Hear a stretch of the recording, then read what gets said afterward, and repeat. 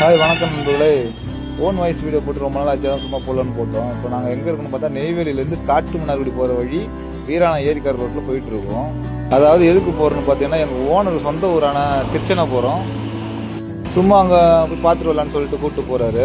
போகிற வழியில் பார்த்தீங்கன்னா வீராண ஏரிக்காரில் நிறைய பேர் மீன் பிடிச்சிட்டு இருந்தாங்க.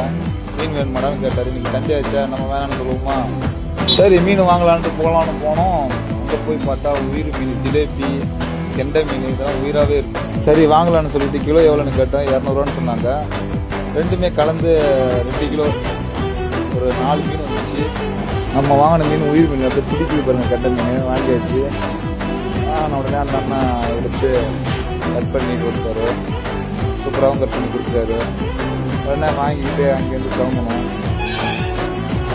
ஓனர் வீட்டு பக்கத்தில் ஒரு ஹோட்டல் கடை இருந்தது. அது ஹோட்டல் கடை மாதிரியே தெரியாது, ஒரு கொட்டை மாதிரி தான் இருந்துச்சு. எங்கள் ஓனர் தான் நிற்கிறாரு.